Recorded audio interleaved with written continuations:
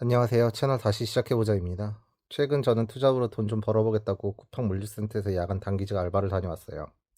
많은 유튜버가 하루 체험기라면서 밝게 올리는 영상들을 보고 나도 그 정도는 할 수 있겠지라는 가벼운 생각을 했어요. 물론 아니겠죠. 끝나고 보면 다 힘들었으니까. 역시 결과는 생각했던 것보다 더 참담했습니다. 단 하루 일을 마치고 돌아온 뒤 저는 몸져 누웠습니다. 일주일 동안 온몸이 두들겨 맞은 것처럼 아파서 침대 밖으로 나오질 못했어요. 오늘 이 시간은 그 지옥 같았던 일주일간 누워있으면서 느꼈던 자괴감, 그리고 그 현장에서 제가 마주했던 진짜 어른들의 이야기를 해보려고 합니다. 물류센터의 밤은 잔인하리만큼 정작하더라고요. 쉴 새 없이 밀려드는 물량, 멈추지 않는 컨베이어 벨트. 처음 며칠간은 버틸만 했습니다. 그런데 새벽 3시가 넘어가자 다리가 후들거리기 시작하고 허리가 끊어질 것 같아 너무 힘들더라고요. 시계를 볼 때마다 시간은 멈춰 있는 것 같았고 제가 짊어진 상자의 무게는 제 인생의 무게처럼 느껴졌습니다. 그때 제 박스 옆에서 묵묵히 일을 하시던 40대 양손분이 눈에 들어왔습니다.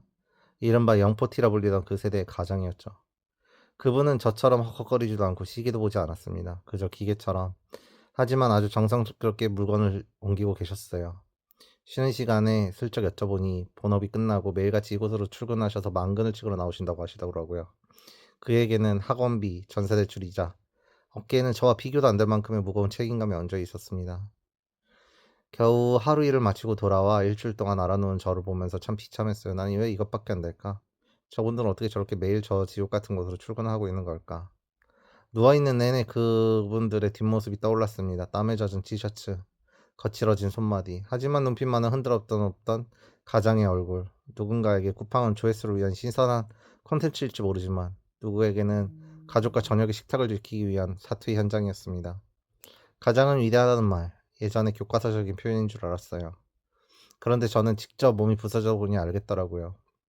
그 위대함은 대단한 업적에서 나오는 것이 아니라 죽을 만큼 힘들어도 내일 아침 다시 신발끈을 묶고 나서는 그 성실함에서 나온다는 것을요. 저는 고작 오늘 하루의 피로에 미뤄졌지만 그분들은 매일 자신의 고통 속에 가족의 평화와 맞바꾸고 있었습니다. 일주일 뒤 간신히 몸을 이렇게 세울 수 있었습니다. 거울 속에 저는 조금 야위어 있었지만 눈빛은 전보다 깊어져 있었어요. 그래도 하루를 견뎌냈다는 것.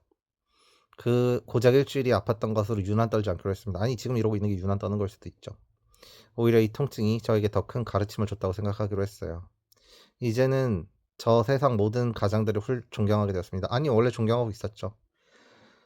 퇴근길 지하철에서 졸고 있는 아저씨들, 새벽을 여는 환경미화원분들, 그리고 물류센터에서 묵묵히 바코드를 찍고 있던 그 형님까지.